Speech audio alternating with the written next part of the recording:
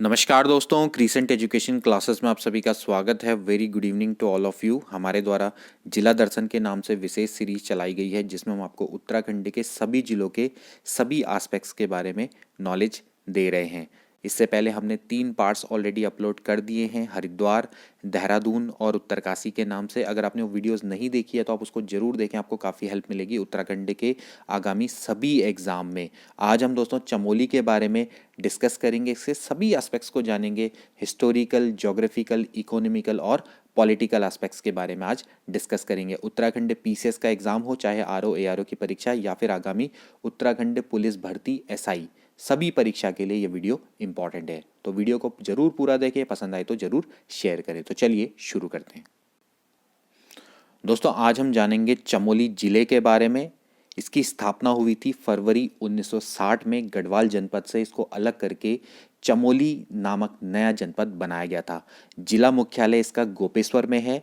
20 जुलाई 1970 को अलकनंदा नदी में भयानक बाढ़ आई थी जिससे कि चमोली के अधिकांश राजकीय भवन नष्ट हो गए थे। तो इसलिए चमोली से 11 किलोमीटर की दूरी पर गोपेश्वर में जिला मुख्यालय बनाया गया है।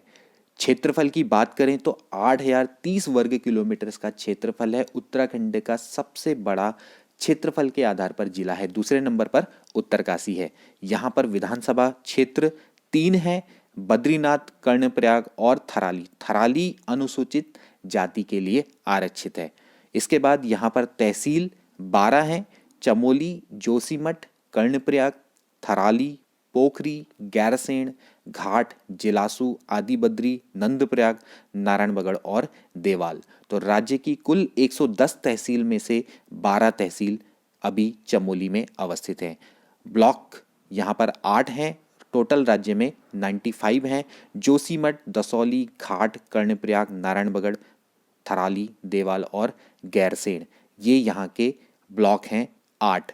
इसके बाद यहाँ के पुरास्थल जहाँ से कि प्राग ऐतिहासिक काल के साक्ष्य मिले हैं।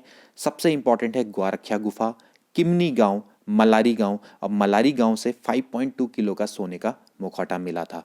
तो ये तीनों के तीनों स्थल चमोली में अवस्थित है। प्राग ऐतिहासिक काल की हमने अलग से वीडियो बनाई है, वहाँ पर भी आप देख सकते हैं। इसके अलावा सर्वाधिक राष्ट्रीय उद्यान एवं अभ्यारण्य वाला जिला भी चमोली है।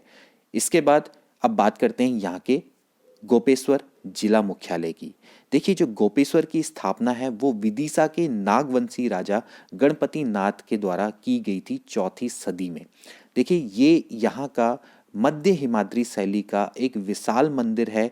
इसको रुद्रमहालय के नाम से पहले जाना जाता था, अब इसका नाम है गोपेश्वर। तो गोपेश्वर यहाँ का मध्य हिमाद्री शैली का सबसे विशाल मंदिर है जो कि गोपेश्वर के नाम से जाना जाता है और राजा गणपति नाथ के नाम से राजा गणपति नाथ ने इसको बनाया था। इस मंदिर की दीवारों पर 4 नागवंशी राजाओं के मुख उत्कीर्ण हैं जिनके नाम है स्कंदनाग, विभुनाग, अंशुनाग और गणपति नाग। तो इस मंदिर की दीवारों पर 4 नागवंशी राजाओं के मुख उत्कीर्ण हैं। कौन कौन है? स्कंदनाग, विभुनाग, अंशुनाग और गणपति नाग। आगे गोपेश्वर मंदिर की प्रमुख मूर्तियां कौन कौन सी है? यहाँ पर गुप्तकालीन सूर्य मूर्ति पाई गई है। इसके अलावा उत्तर गुप्तकालीन गंगा मूर्ति, पूर्व मध्यकाल की धर्म चक्र परिवर्तन मुद्रा में बुद्ध मूर्ति है, यानी कि धर्म चक्र परिवर्तन की मुद्रा में बुद्ध मूर्ति यहाँ पाई गई है। 12वीं सदी की वीणाधर नटराज मूर्ति है। इसके अलावा यहाँ पर भुजी चंडिका मूर्ति गोपेश्वर मंदिर की प्रमुख मूर्तियां हैं। ये गोपेश्वर पर्वतीय जिलों में या पर्वतीय नगरों में एक ऐसा नगर है जहाँ पर तापमान वर्ष में लगभग एक समान रहता है। यहाँ पर ना अधिक गर्मी पड़ती है ना अधिक यहाँ पर सर्दी पड़ती है। इसके समीपवर्ती स्थल कौन कौन से हैं? ये हैं रुद्रनाथ, अनुसुईया मंदिर, गोपीनाथ मंदिर या फिर इसको गोपेश्वर शिव मंदिर के नाम से भी जाना जाता है। ये सभी चमोली गोपेश्वर के समीपवर्ती स्थल हैं। रुद्रनाथ जो कि पंच केदारों में से एक है। इसके अलावा यहाँ पर अत्रि मुनि आश्रम है जहाँ पर बालखल्य नदी एक विशाल जलप्रपात के रूप में गिरती है। विशाल जलप्रपात यानी कि एक विशाल झरने के रूप में बालखल्य नदी यहाँ पर गिरती है। अत्रि मुनि का आश्रम भी यहीं पर अवस्थित है। इसके अलावा यहाँ पर है वैतरणी कुंड। वैतरणी कुंड जो कि मूर्ति रहित मंदिरों का समूह है। यहाँ पर मूर्तियाँ नहीं होती हैं। और इसके अलावा यहाँ पर बाज वृक्षों की बहुलता है, यानी कि बाज के वृक्ष यहाँ पर बहुत ज़्यादा पाए जाते हैं। ये यहाँ का एक आकर्षण का केंद्र है। अब बात करेंगे प्रमुख दर्शनीय स्थलों की जो कि चमोली में अवस्थित हैं। तो सबसे पहले हम डिस्कस करेंगे पंचबद्री के बारे में। पंचबद्री में से सबसे पहले आते हैं बद्रीनाथ, जिनको कि विशाल बद्री के नाम से भी जाना जाता है। समुद्र तल से ऊंचाई है 3133 मीटर। देश के 4 धामों में से एक है बद्रीनाथ। इनकी स्थिति की बात करें तो नीलकंठ पर्वत के भव्य पृष्ठ पर नर एवं नारायण नामक 2 पर्वत श्रेणी है, उसके पार्श्व में ये स्थित है। तो नर अर्जुन यानी कि नारायण विष्णु। तो पूछा जा सकता है कि बद्रीनाथ किन 2 पर्वतों के पार्श्व में स्थित है, तो नर और नारायण, या फिर किन पर्वतों के पास में स्थित है, तो नर और नारायण पर्वतों के पास में नीलकंठ पर्वत शिखर में अवस्थित है। ठीक है। इसके बाद इसका नामकरण, यानी कि इनका नाम बद्री विशाल क्यों पड़ा है बद्रीनाथ, क्योंकि यहाँ पर जंगली बद्री वन विशालता रूप में पाए जाते हैं, इसलिए यहाँ पर इसलिए इसका नाम बद्री विशाल या बद्रीनाथ पड़ा। महाभारत और पुराणों में बद्रीनाथ को क्या बोला गया है? मुक्ति प्रदा, युग सिद्धा, बद्रीवन, बद्रिकाश्रम, विशाला, नर नारायणाश्रम, ये सभी महाभारत और पुराणों में बद्रीनाथ को बोला गया है। इसके मंदिर के खुलने का समय प्रतिवर्ष अप्रैल मई माह के महीने में होता है, जबकि बंद होता है ये नवंबर के तृतीय सप्ताह में शरद ऋतु प्रवास, यानी कि शरद ऋतु में ये नवंबर के तृतीय सप्ताह में बंद हो जाता है।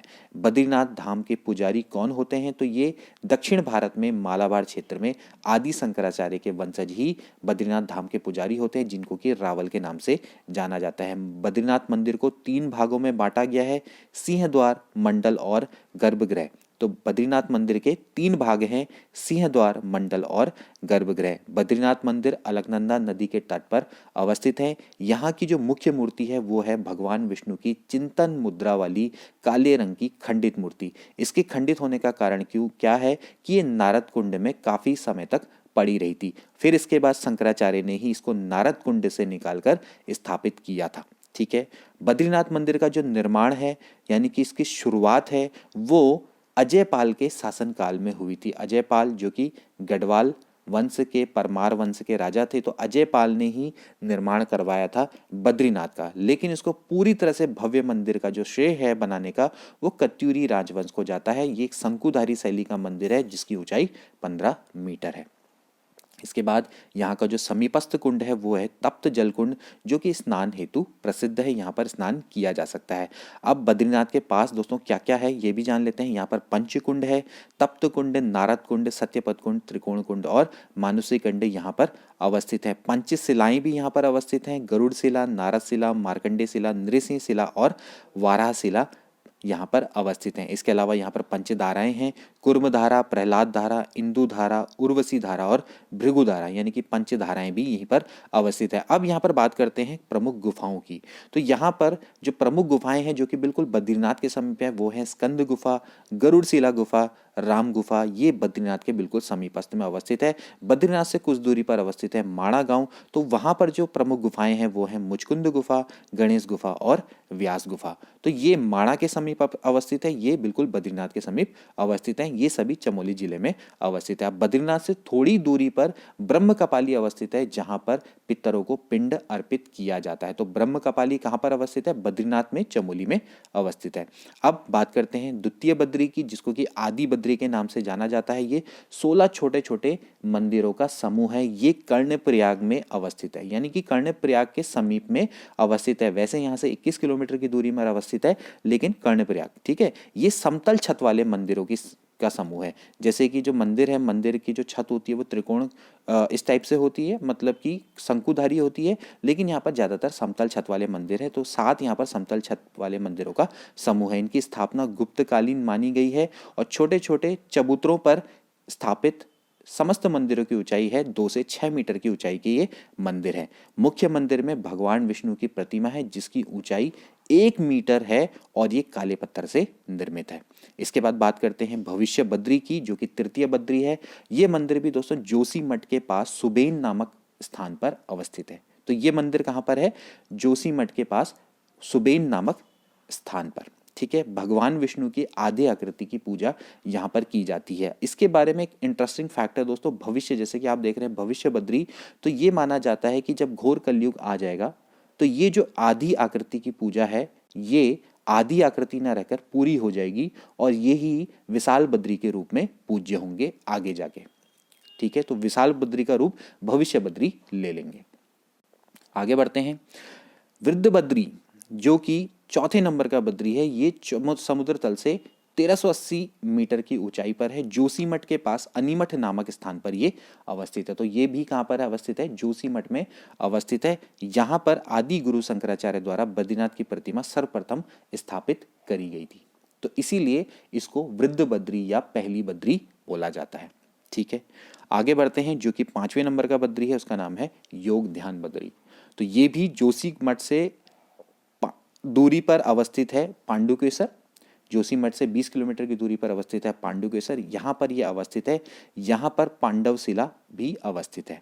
ठीक है, और शीतकाल में जब कपाट बंद होते हैं बद्रीनाथ के, तो वे अपना शीतकालीन प्रवास यहीं मनाते हैं, यानी कि बद्रीनाथ में जो चतुर्भुजी मूर्ति है उसको यहीं लेकर आया जाता है योग ध्यान मंदिर में। ठीक है, तो योग ध्यान बद्री ये पंचबद्री है और बद्रीनाथ के जब कपाट बंद हो जाते हैं तो शीतकाल में उनकी मूर्ति को यहीं लेकर आया जाता है योग ध्यान बद्री में। तो पंचबद्री की हमने दोस्तों बात कर ली। अब बात करते हैं कुछ अन्य दर्शनीय स्थलों की। देखिए, राज्य में पंच केदार हैं। ठीक है, पंच केदार हैं।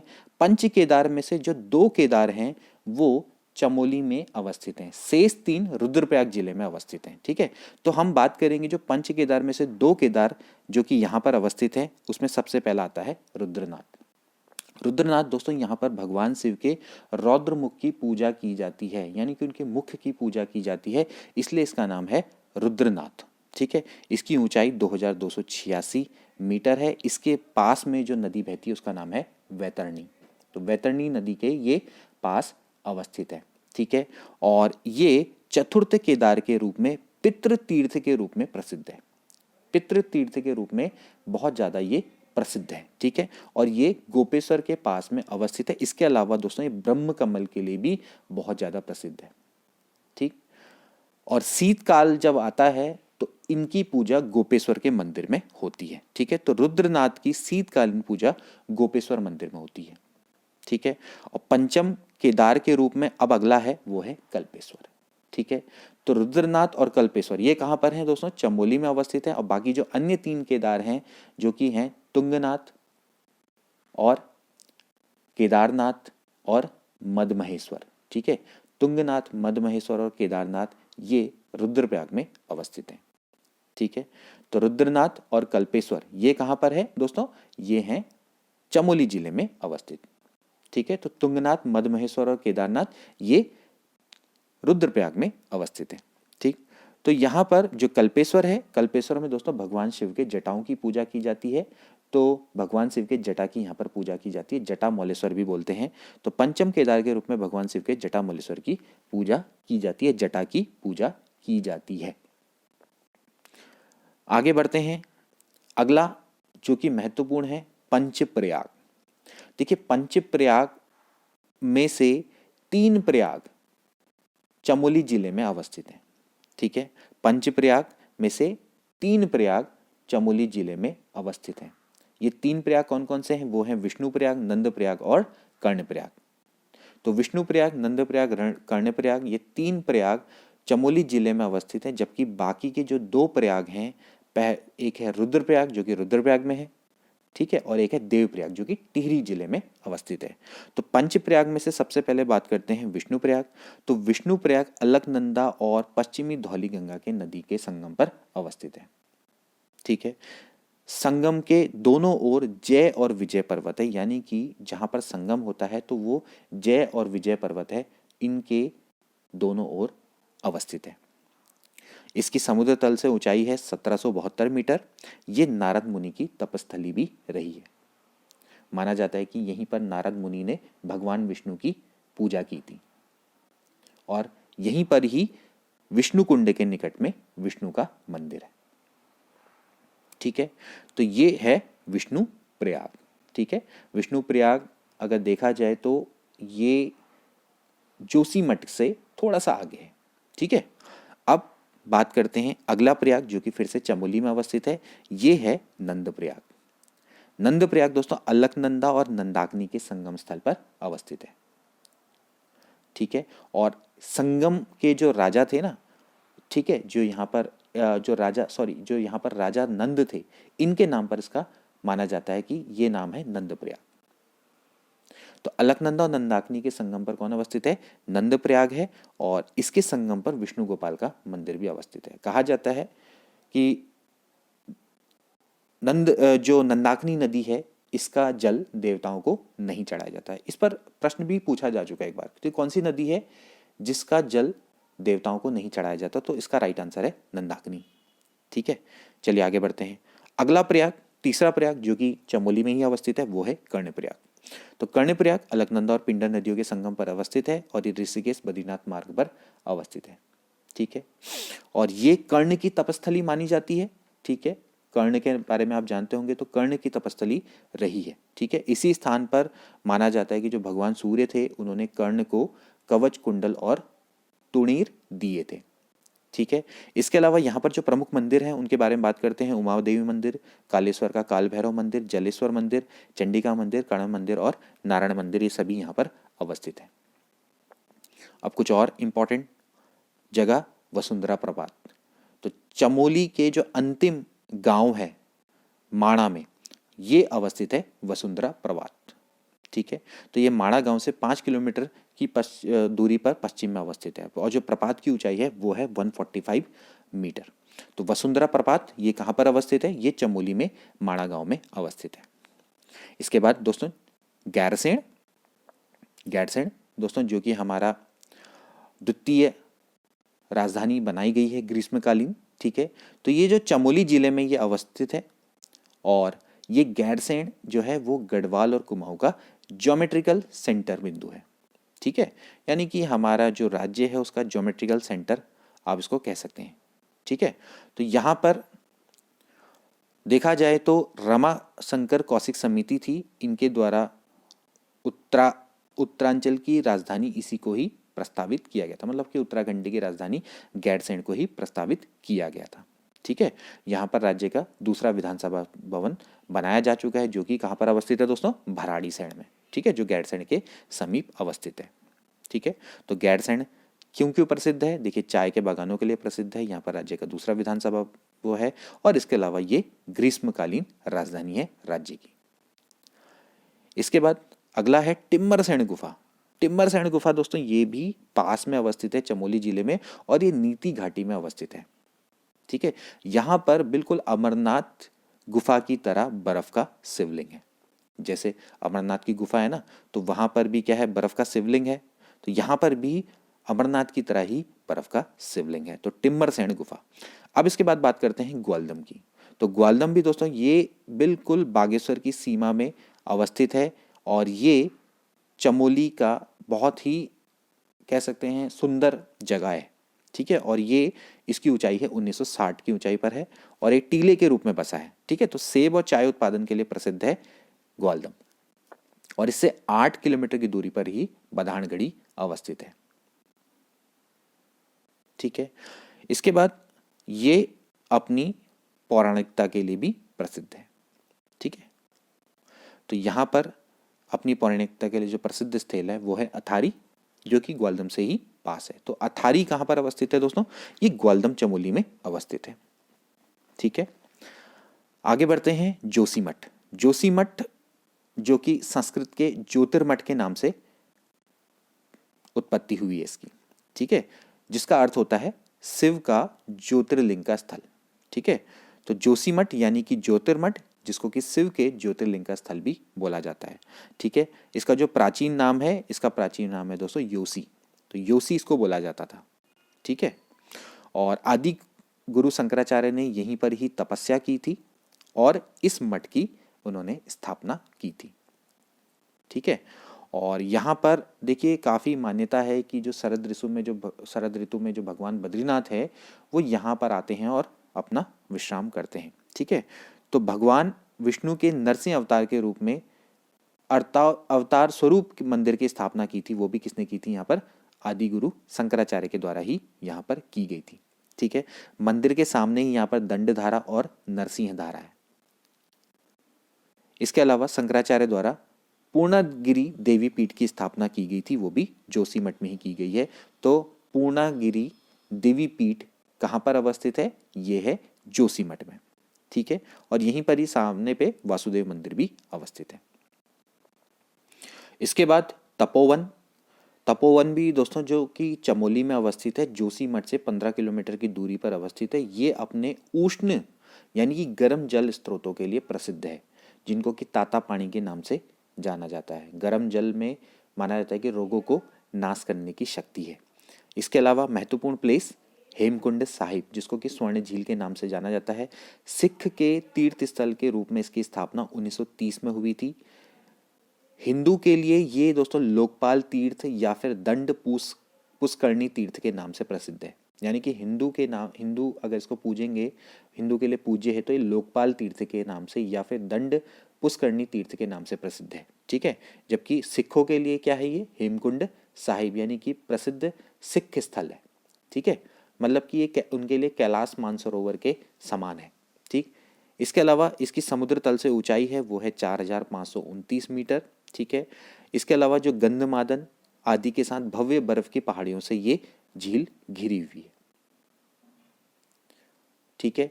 यहां पर देखा जाए तो 7 भव्य बर्फ है से ढके पहाड़ है, ठीक है। तो पूछा जाता है कि जो हेमकुंड साहिब है वो कितने बर्फ के पहाड़ों से घिरा हुआ है? तो जो हेमकुंड साहिब है, ये जो झील है, ये दोस्तों इसको स्वर्ण झील के नाम से भी जाना जाता है। तो यहाँ पर ये सात हो गए, सात नहीं होगा, 7 ये भव्य बर्फ के पहाड़ों से घिरी हुई है। तो ये सीधा सीधा सा प्रश्न पूछा जा सकता है कि जो हेमकुंड साहिब है वो कितने पहाड़ों से घिरा हुआ है? तो 7 बर्फ के ढके हुए पहाड़ों से ये झील घिरी हुई है। इसके अलावा इस झील से हिमगंगा निकलती है। झील के समीप पर अवस्थित है लक्ष्मण जी का छोटा सा मंदिर और गुरुद्वारा, ठीक है। और यहाँ पर माना जाता है कि जो सिखों के 10वें गुरु थे गुरु गोविंद सिंह, इन्होंने यहाँ पर तपस्या की थी। तो सिखों के किस गुरु का संबंध हेमकुंड साहिब से? तो वो है 10वें गुरु गुरु गोविंद सिंह। चलिए अगला बढ़ते हैं, रूपकुंड। ये रूपकुंड ये भी कहाँ पर अवस्थित है? चमोली में अवस्थित है। और ये जो चमोली है ये देवल के आसपास है, ठीक है। जो देवल है यहाँ पर ये देवाल, मतलब देवाल जो है उसके ये आसपास है, ठीक है। और समुद्र तल से इसकी ऊंचाई है 4780 मीटर, ठीक है। और इसका जो उपनाम है वो है कंकाली ताल, ठीक है। कंकाली ताल के नाम से भी इसको जाना जाता है, क्योंकि यहाँ पर कई सारे नर कंकाल मिले हैं, जो कि अपने आप में एक आश्चर्य है, ठीक है। तो सबसे पहले इन नरकंकालों की खोज वन विभाग के द्वारा की गई थी, ठीक है। और फिर उसके बाद काफ़ी वैज्ञानिक थे जिन्होंने इसकी खोज की थी। तो यहाँ पर काफ़ी सारे नरकंकाल पाए गए थे और इस कारण से ये अपने आप में एक रहस्य ताल के नाम से भी इसको जाना जाता है, ठीक है। इसके बाद जो इसकी स्थिति है वो त्रिशूली पर्वत है। त्रिशूली पर्वत की तलहटी में ये अवस्थित है रूपकुंड। चलिए आगे बढ़ते हैं। जो रूपकुंड से निकलने वाली जलधारा है उसको रूपगंगा जल धारा बोला जाता है। तो रूपकुंड से कौन सी धारा निकलती है? रूपगंगा जल धारा निकलती है, या फिर इसको आप रूपगंगा जल प्रपात भी कह सकते हैं, ठीक है। इसके बाद नील नर कंकालों को सर्वप्रथम खोजा गया था। तो 1942-43 में वन विभाग के द्वारा यहाँ पर नर कंकालों को सर्वप्रथम खोजा गया था। इसके बाद चांदपुर गढ़ी। चांदपुर गढ़ी भी जो स्थिति है वो है आदि बद्री कर्णप्रयाग मार्ग से अवस्थित है, ठीक है। तो अब जो चांदपुर गढ़ी है वो एक महत्वपूर्ण प्लेस है, ठीक है। चांदपुर गढ़ी जो कि पंवार वंश या परमार वंश भी कह सकते हैं, इन्होंने अपनी प्रथम में जो अपनी राजधानी स्थापित करी थी वो चमोली के चांदपुर गढ़ी में अवस्थित की थी, ठीक है। तो गढ़वाल के 52 गढ़ों में से एकमात्र गढ़ है जो कि अब शेष बचा है, तो इसको चांदपुर गढ़ी बोला जाता है, ठीक है। ये 9वीं शताब्दी में निर्मित माना जाता है, ठीक है। इसके बाद फूलों की घाटी। फूलों की घाटी की जो खोज है वो 1931 में फ्रैंकलाइन स्मिथ के द्वारा की गई थी। ये प्रश्न भी बहुत बार पूछा जा चुका है, ठीक है। और यहाँ पर फूलों की 2500 प्रजातियाँ पाई जाती हैं, ठीक है। 2005 में इसे विश्व धरोहर समिति के द्वारा विश्व धरोहर की सूची में भी शामिल किया गया था, यानी कि यूनेस्को के द्वारा इसको विश्व धरोहर सूची में भी शामिल किया गया है फूलों की घाटी, ठीक है। स्कंद पुराण में स्कंद पुराण में इसको क्या बोला गया है दोस्तों, नंद कानन के नाम से भी जाना गया है। ठीक है, यानी कि स्कंद पुराण के जो केदारखंड है, यानी केदारखंड यानी गढ़वाल, तो यहाँ पर इसको क्या बोला गया है, नंद कानन के नाम से भी जाना गया है। ठीक है, और कालिदास के मेघदूत में इसको अलका के नाम से भी बोला गया है। तो फूलों की घाटी जो कि चमोली में अवस्थित है। इसके अलावा इसके अन्य नाम क्या क्या है, गंधमादन, बैकुंड, भ्युंडार घाटी, पुष्पावली, पुष्परसा, फ्रैंक स्मिथ घाटी। ठीक है, ये सभी इसके अन्य नाम है। तो इसे विश्व धरोहर सूची में कब सम्मिलित किया गया था, 2005 में सम्मिलित किया गया था। ठीक है, इसके बाद चिनाब घाटी। ठीक है, चिनाब घाटी देखिए दोस्तों, ये भी फूलों की घाटी की जैसी ही अन्य घाटी है जो कि जोशीमठ के पास में अवस्थित है। 28 किलोमीटर यहाँ से दूरी पर अवस्थित है। ठीक है, और यहाँ पर भी फूलों की कई सारी प्रजातियाँ पाई जाती है। 500 से अधिक यहाँ पर प्रजातियाँ पाई जाती हैं। ठीक है, और जो इनके फूल खिलने का समय होता है वो है जून से अक्टूबर। इसके बाद दोस्तों एक और महत्वपूर्ण प्लेस जो कि है औली। ठीक है, तो औली ये भी जोशीमठ से 15 किलोमीटर की दूरी पर अवस्थित है। ठीक है, जो जोशीमठ औली रोपवे की शुरुआत है वो 1993 में की गई थी। ठीक है, और ये हिम क्रीड़ा के हेतु प्रसिद्ध है। ठीक है, इसके अलावा संजीवनी शिखर पर प्राचीन हनुमान जी अंजनी माता का मंदिर भी यहाँ पर अवस्थित है। ठीक है, तो यहाँ पर हनुमान जी अंजनी माता का मंदिर भी यहाँ पर प्रसिद्ध है। ठीक है, और यहाँ पर विविध एडवेंचर स्पोर्ट्स का आयोजन किया जाता है जनवरी से मार्च तक। ठीक है, इसके अलावा अब आता है नंदा देवी। नंदा देवी भी दोस्तों ये चमोली में अवस्थित है, और ये जो नंदा देवी है ये प्रसिद्ध जैव मंडल रिजर्व है। इसको भी यूनेस्को के द्वारा विश्व धरोहर स्थल में, मतलब कि विश्व धरोहर की सूची में डाला गया था 1982 में। ठीक है, तो ये क्षेत्रफल इसका 5860.69 वर्ग किलोमीटर है। ठीक है, और नंदा देवी जो जैव मंडल रिजर्व राष्ट्रीय पार्क के रूप में कब इसकी स्थापना हुई थी, ये हुई थी 1982 में।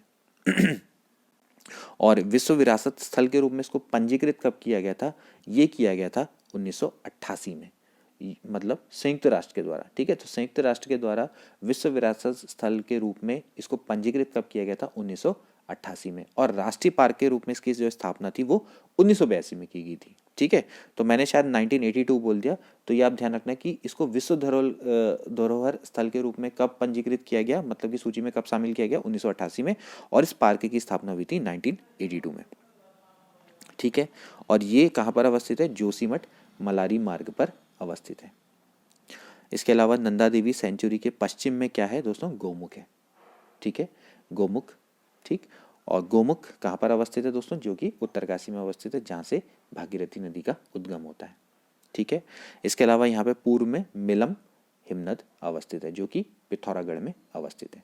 ठीक है, इसके अलावा ऋषि घाटी भी यहीं पर ही अवस्थित है, और जो कि 620 वर्ग किलोमीटर की है, और नंदा देवी शिखर की ऊंचाई जो कि 7,817 किलोमीटर के 7,817 मीटर के बराबर है। ठीक है, तो नंदा देवी शिखर की ऊंचाई तो कितने बार पूछी जाती है। ठीक है, तो ये भारत का दूसरा सबसे ऊंचा शिखर है। ठीक है, तो भारत का दूसरा ऊंचा सबसे शिखर कौन सा है, वो है नंदा देवी, और उत्तराखंड का सबसे ऊंचा शिखर कौन है, वो भी नंदा देवी है। ठीक है, इसके बाद बात करेंगे त्रिशूल पर्वत की। तो त्रिशूल पर्वत जो कि जिसकी ऊंचाई है 7,120 मीटर। ठीक है, तो ये एक शिवधाम है, और इसके अलावा माना जाता है कि माह के अनुसार इसका रूप क्या होता है, परिवर्तित होता रहता है। ठीक है, तो त्रिशूल पर्वत है, ये शिवधाम के रूप में एक तरह से कह सकते हैं। ठीक है, और ये एक ऐसा है कि मतलब कि जैसे जैसे माह चेंज होता है, जैसे कि फरवरी से जून में, तो ये पर्वत में क्या होता है कि गंभीर मुद्रा में दिखाई देता है। ऐसे ही जुलाई से अक्टूबर में थोड़ा मुस्कुराते हुए दिखाई देता है। नवंबर से फरवरी में कन्या मुख की तरह दिखता है। ठीक है, तो इसकी जो मतलब कि इसका जो स्ट्रक्चर है उसमें लगातार चेंज होता रहता है। ठीक है, तो त्रिशूल पर्वत के बारे में समझ में आ गया होगा। इसके बाद बात करते हैं माणा। माणा दोस्तों जो चमोली का गांव है, भारत की सीमा के पर बसे अंतिम गांवों में से एक है माणा गांव। ठीक है, तो इसका जो प्राचीन नाम है वो है मणिभद्रपुरी।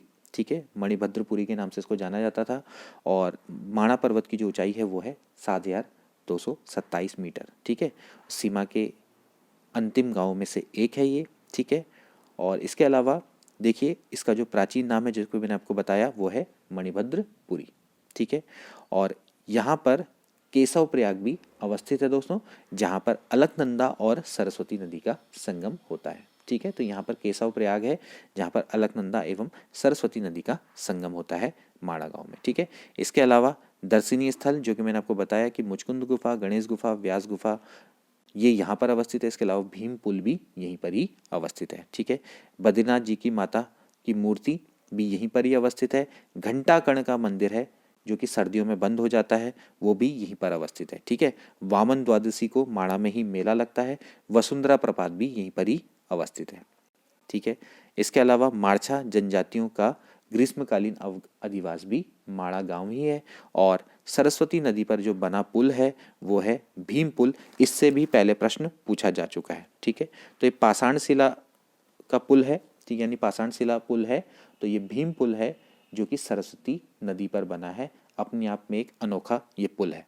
ठीक है, तो ये पूछा जा चुका है कि भीम पुल किस नदी पर बना है, तो ये सरस्वती नदी पर बना है जो कि माड़ा गांव में अवस्थित है। इसके बाद आप बात करेंगे दोस्तों इसके भौगोलिक अध्ययन की। तो भौगोलिक अध्ययन में देखिए यहाँ की जो प्रमुख जिले हैं वो हैं रूपकुंड, जिसको कि रहस्य ताल के नाम से जाना जाता है, होमकुंड, हेमकुंड जो कि लोकपाल है। इसके अलावा संतोपथ, सत्यपद ताल जो कि त्रिकोण आकार का है, और संतोपथ ही आपकी कैसा है, यहाँ से अलकनंदा नदी का उद्गम होता है। ठीक है, इसके अलावा यहाँ पर विरही ताल है जो कि गौना झील के नाम से प्रसिद्ध थी पहले। इसके अलावा बेनी ताल, विष्णु ताल, लिंगा ताल, आंचरी ताल, ये सभी कहाँ पर अवस्थित हैं, चमोली में अवस्थित है। इसके अलावा सुख ताल, झल ताल, काकभुसुंडी ताल, ठीक है, जो कि हाथी पर्वत पे जोशीमठ के पास में अवस्थित है। ठीक है, इसके अलावा गोहना ताल, ठीक है, गोहना जो ताल है दोस्तों इसका निर्माण 1895 में, ठीक है, हुआ था। और वीरे गंगा में जब पहाड़ गिरा था तो उससे ये 1970 में ये मतलब कि समाप्त हो गई थी। ठीक है, इसके अलावा गुडियार, आदि मातृका, नरसिंह, मणिभद्र, सिद्धताल यहाँ पर प्रमुख ताल हैं। ठीक है, प्रमुख ग्लेशियर यहाँ पर कौन कौन से हैं वो है दूनागिरी ग्लेशियर, हिप्राबमक ग्लेशियर, बद्रीनाथ ग्लेशियर, संतोपद, भागीरथी ग्लेशियर, ये सभी यहाँ पर अवस्थित हैं। इसके अलावा चमोली और पिथौरागढ़ के बीच में पिंडारी ग्लेशियर अवस्थित है। इसके बाद संतोपथ, घस्तोली, रताकोड़, लक्ष्मीबन बुग्याल, ये दोस्तों कहाँ पर अवस्थित है, माणा गांव में अवस्थित है। तो यहाँ पर हम बात कर रहे हैं प्रमुख बुग्यालों की। तो संतोपथ, घस्तोली, रताकोण, लक्ष्मीबन बुग्याल ये माणा में अवस्थित है। नंदकानन, फूलों की घाटी जिसको कि हम जानते ही हैं बुग्याल प्रसिद्ध बुग्याल है। ठीक है, फूलों की घाटी, भिंडार घाटी जो कि फ्रैंकन स्मिथ के द्वारा 1931 में खोजा गया था। इसके अलावा ओली बुग्याल, इसके अलावा गुरसो बुग्याल जो कि हाथी पर्वत के पास में अवस्थित है, चित्रकांठा बुग्याल, क्वेरी बुग्याल, चौफिट सिकर बुग्याल जो कि मलारी के पास में अवस्थित है, कल्पनाथ बुग्याल बद्रीनाथ मार्ग पर अवस्थित है, कैला बुग्याल ये भी बद्रीनाथ के समीप है, बगजी बुग्याल जो कि चमोली, पिंडर व कैल के बीच में अवस्थित है, रूपकुंड बुग्याल, ठीक है, जो कि फेण कमल पुष्प के लिए प्रसिद्ध है। ठीक है, फेण कमल सबसे ऊंचाई पर पाए जाने वाला जो ब्रह्म कमल का प्रजाति है। ठीक है, बेदनी सबसे बड़ा यहाँ का बुग्याल है जो कि चमोली में अवस्थित है, बेदनी बुग्याल जो कि रूपकुंड के पास में अवस्थित है। ठीक है, तो अली बुग्याल ये भी दोस्तों चमोली रुद्रप्रयाग में ओखीमठ व गोपेश्वर के बीच में अवस्थित है। ठीक है, ओखीमठ या ऊखीमठ। ठीक है, इसके अलावा देखिए नदी संगम पर स्थित जो प्रमुख स्थल हैं वो कौन कौन से हैं जो कि मैंने आपको पहले बताया, केशव प्रयाग जो कि अलकनंदा सरस्वती के संगम पर अवस्थित है माणा में। बद्रीनाथ के पास में किसका संगम होता है, वो होता है अलकनंदा और ऋषि गंगा का। ठीक है, विष्णु प्रयाग जैसे कि हमने अभी आपको बताया अलकनंदा जिसको विष्णु गंगा और पश्चिमी धौली गंगा का यहाँ पर संगम होता है। नंद प्रयाग में अलकनंदा और नंदाकनी का होता है। कर्ण प्रयाग में अलकनंदा और पिंडर का संगम होता है। इसके अलावा देखिए पैनखंडा, यहाँ पर अलकनंदा और गरुड़ गंगा का संगम होता है, चमोली में अवस्थित है। पीपलकोटी अलकनंदा और लक्ष्मण गंगा का। गमसाली यानी कि नीति में पश्चिमी धौली गंगा और गणेश गंगा का संगम होता है। जबकि ऋषि प्रयाग में पश्चिमी धौली गंगा, ऋषि गंगा या फिर जिसको स्वर्ण गंगा भी बोलते हैं, उन दोनों का संगम होता है। यहाँ के प्रमुख कुंड कौन कौन से हैं, ठंडे जल कुंड जो कि वैतरणी कुंड जो कि गोपेश्वर के पास है, सोम कुंड, विष्णु कुंड, सूर्य चंद्र कुंड जो कि संतोपत के पास है, हेम कुंड, होम कुंड, रूप कुंड, नंदी कुंड, नंदा कुंड, परी कुंड, बेदनी कुंड, साडिल्य कुंड व ऋषि कुंड, ये सभी यहाँ पर प्रमुख जल कुंड हैं। इसके अलावा गर्म कुंड की बात करें तो तप्त कुंड व सूर्य कुंड, ठीक है, जो कि बद्रीनाथ के पास है, ठीक है। तप्त कुंड जो कि बद्रीनाथ के बात है, जैसे मैंने आपको बताया। सलाधार और भाप कुंड ये तपोवन के पास, जो तपोवन में जैसे मैंने आपको बताया तातापानी जो कि अपने गर्म कुंड के लिए अवस्थित है, ठीक है। इसके अलावा चिपको आंदोलन का सूत्रपात भी यहीं से हुआ था 1972-73 में रैनी गांव की महिलाओं के द्वारा चमोली जिले में प्रारंभ हुआ था, ठीक है। तो चमोली जिले से ही शुरू हुआ था चिपको आंदोलन, ठीक है। गौरा देवी इसके लिए प्रसिद्ध हुई थी, ठीक है, जिनको कि चिपको वुमन के नाम से जाना जाता है, ठीक है। अब जिले में पाए जाने वाले खनिज की बात करें तो चूना पत्थर, सोपस्टोन, बेस मेटल्स, गंधक व माक्षिक, लोहा, तांबा, टिन, ये सभी यहाँ पर पाए जाते हैं, ठीक है। अब यहाँ की बात करें प्रमुख मेले उत्सव की, तो यहाँ पर देखिए विकास मेला, बंड विकास मेला जो कि पीपल कोटी में लोक कलाओं के संरक्षण हेतु मनाया जाता है। गोचर मेला जो कि 14 से 20 नवंबर को लगता है, ये भी चमोली में मनाया जाता है। इसके अलावा काश्तकार मेला जो कि सितंबर माह में बनाया जाता है ग्वालदम में, और यहाँ पर हस्त निर्मित वस्तुओं का क्रय विक्रय होता है। किसान औद्योगिक पर्यटन मेला, विकास मेला, ये भी दोस्तों कहाँ मनाया जाता है, मई में माह में चमोली में मनाया जाता है। उमा कर्ण महोत्सव ये कर्णप्रयाग में मनाया जाता है, ठीक है। तो ये वैसाखी के समय पर धार्मिक और पर्यटन विकास मेला है ये, ठीक है। इसके अलावा बैरी तौक उत्सव है जो कि चमोली में गमसाली में मनाया जाता है, ठीक है। हरियाली पूड़ा उत्सव है जो कि चैत के प्रथम दिन में नौटी गांव चमोली में मनाया जाता है, ठीक है। इसके अलावा पांडुकेश्वर उत्सव जिसको कि जाति का मेला भी बोलते हैं, तो ये पांडुकेश्वर के पास मनाया जाता है, जोशीमठ के पास में ये अवस्थित है, ठीक है, प्रत्येक 6 उत्सव में, ठीक है। इसके अलावा रम्माण महत्वपूर्ण, 2 अक्टूबर 2009 को इसको यूनेस्को के द्वारा विश्व अमूर्त सांस्कृतिक धरोहर स्थल घोषित किया गया था। रम्माण उत्सव प्रत्येक बैसाख के महीने में दोस्तों मनाया जाता है जोशीमठ ब्लॉक में। भाई चमोली के जो सलूर डुंगरा गांव है यहाँ पर मनाया जाता है। सलूर डुंगरा व सेलंग गांव में दोस्तों बनाया जाता है। बीच में से प्रश्न भी आए थे काफ़ी सारे, तो आरतीएम संख्या अधिकारी में पूछा गया था कि रम्माण जो उत्सव है वो किस गांव में बनाया जाता है, तो सलूर डुंगरा गांव है, और सेलंग गांव में दोस्तों बनाया जाता है जोशीमठ, ठीक है, जोशीमठ ब्लॉक के अंतर्गत चमोली के ये 2 गांव हैं, ठीक है। और इसको कब यूनेस्को द्वारा विश्व अमूर्त सांस्कृतिक धरोहर स्थल के रूप में घोषित किया गया था, 2009 में, ठीक है। बहुत सारे प्रश्न इससे आते हैं। इसके अलावा नंदा देवी राजरथ यात्रा जो होती है वो भी कांसवा से लेके होम कुंड तक होती है प्रत्येक 12 वर्ष में, ठीक है। और नंदा लोक जात यात्रा ये प्रतिवर्ष होती है। एक होती है नंदा देवी राज यात्रा और एक होती है नंदा लोक जात यात्रा, प्रतिवर्ष कुरूड चमोली से बेदनी कुंड तक होती है, ठीक है। इसके अलावा कुछ महत्वपूर्ण बिंदु जिनको डिस्कस करना जरूरी है। वंशी नारायण मंदिर जो कि 6वीं सदी का है और यहाँ पर कपाट वर्ष में केवल एक दिन ये रक्षाबंधन के लिए खुलता है।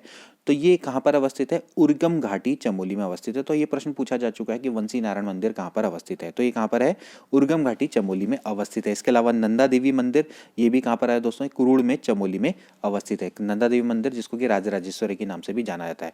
बद्रिकाश्रम का प्राचीन नाम हम जान चुके हैं, नरनारायण आश्रम, बद्री वन, विशाला, मुक्तिप्रदा, योगसिद्धा, भू बैकुंठ, इसके नाम से इसको जाना जाता है। जबकि जोशीमठ के प्राचीन नाम योशी, ज्योतिर्मठ व कीर्तिपुर, ठीक है, कीर्तिपुर नहीं आया था तो कीर्तिपुर भी इसके पुराने नाम है।